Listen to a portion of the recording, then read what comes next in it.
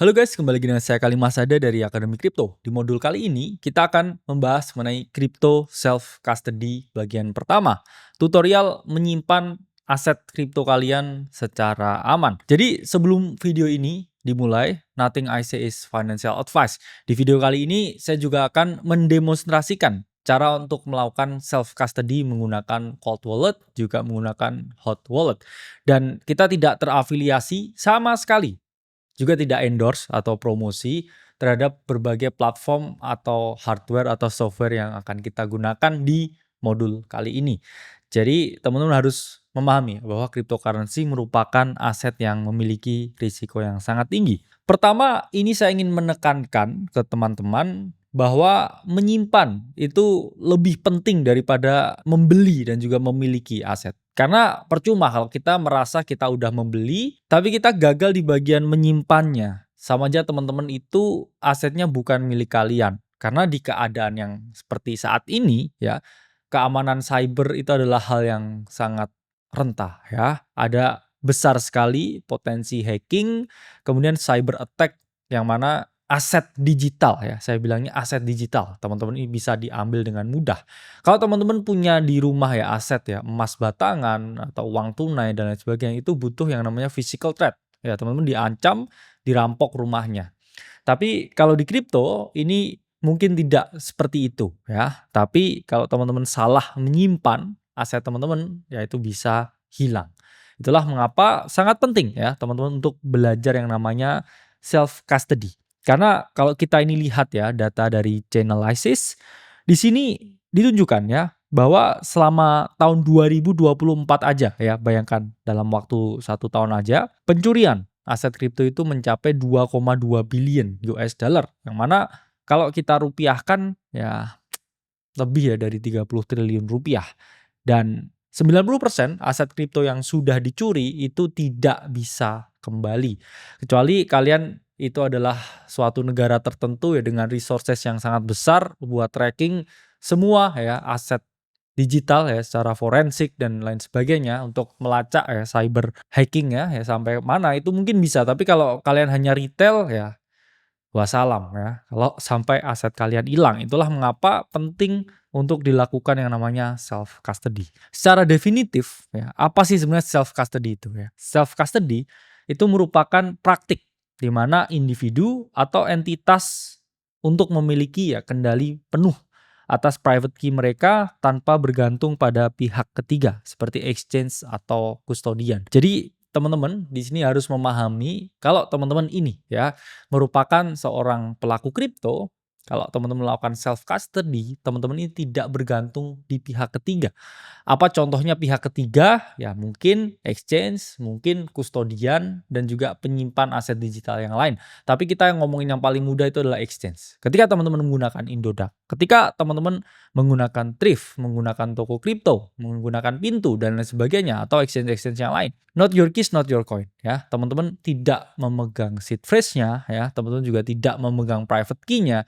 Jadi itu seakan-akan milik kalian.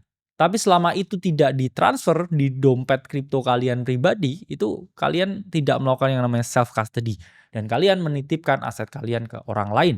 Amit-amit kalau sampai exchange-nya meledak atau kena serangan hack dan kemudian bangkrut, you will lose your money, you will lose your crypto. Jadi kamu tidak akan memiliki hak kripto itu 100% kalau kamu tidak melakukan yang namanya self custody. Ada beberapa hal mengapa self custody itu penting. Pertama adalah kebebasan mandiri. Nggak ada orang yang suka bergantung dengan orang lain. Ketika kita memegang aset kita sendiri, berarti kita mandiri. Kita bertanggung jawab atas aset yang kita miliki. Kedua, kita memegang kontrol penuh. Bukan di exchange ya yang bisa kehilangan asetnya, tapi di kita sendiri. Tapi kontrol penuh juga ada disadvantage-nya ya. Kamu berarti harus benar-benar tahu gimana caranya menyimpan. Karena kendalinya di kamu, kontrolnya di kamu.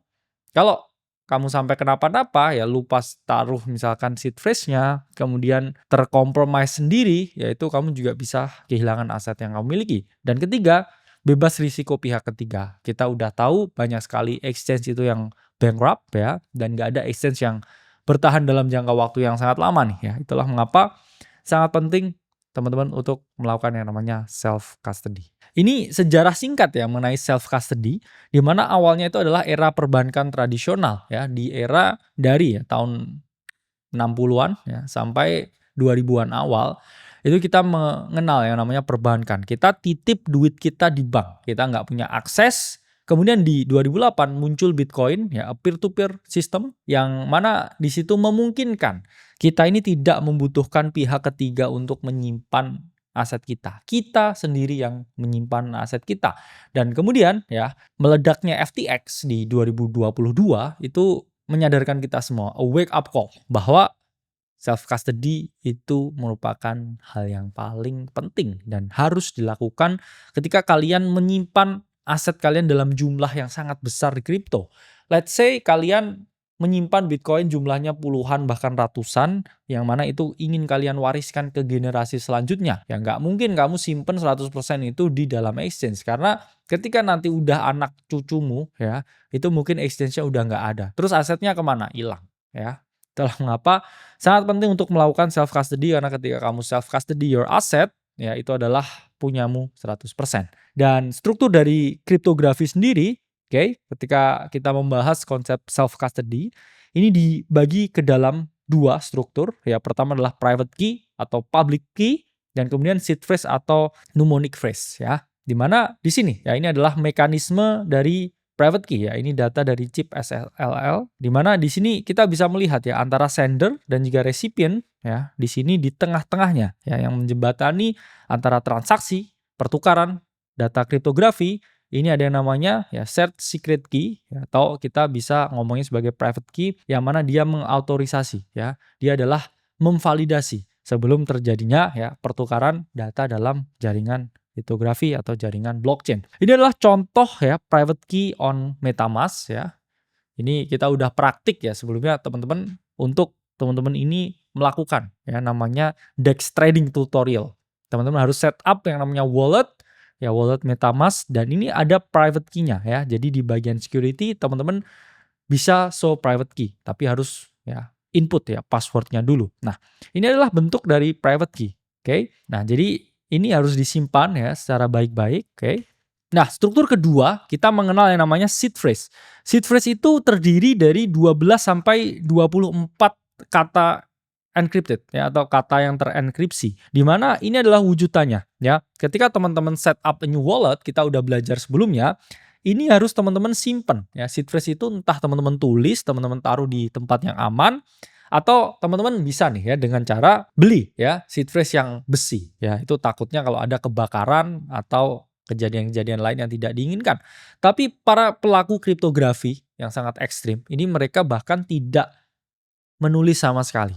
Oke, mereka menghafalkannya di kepala. Apakah ada? Ya jawabannya ada. Mereka apalin ini semua di kepalanya ya. Bayangkan betapa ya orang-orang kriptografi itu trust no one. Oke, yang mana 12 kata atau 24 kata itu masuk ya di dalam BIP 39 word list. Di mana ini data dari Blockplate. Kita bisa melihat ya 12 sampai 24 ya recovery phase itu merupakan ya use of mnemonic phrase, di mana ini adalah grup ya atau sekumpulan kata yang mudah diingat. Oke. Jadi kalau teman-teman mau lihat, oke. Nah, ini kita bisa lihat ya dari GitHub. Ini adalah BIP 39 ya words. Oke. Ini adalah kumpulan ya dari berbagai kata ya.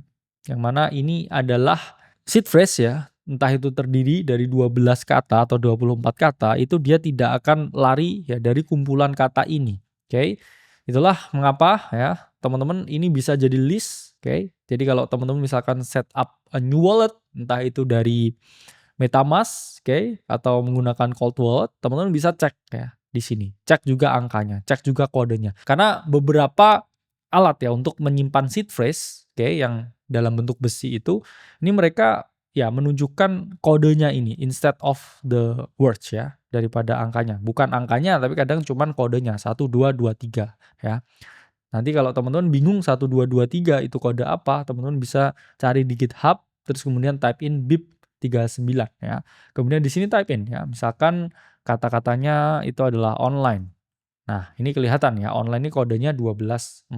Oke. Nah, karena ada juga ya teman-teman alat seperti ini ya, di mana untuk ya menyimpan safe seed stainless steel ya, teman-teman bisa tulis nih di sini ya.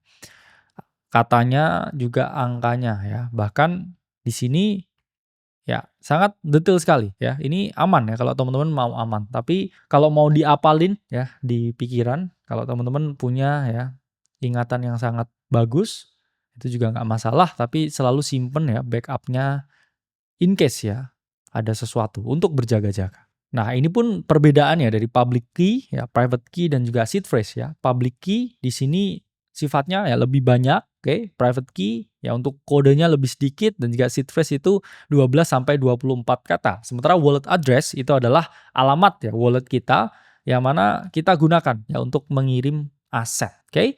Jadi itu ya penjelasan singkat mengenai apa itu self custody, struktur self custody. Selanjutnya di modul kedua kita akan membahas berbagai jenis-jenis wallet yang bisa teman-teman gunakan untuk self custody. Sampai berjumpa di modul selanjutnya.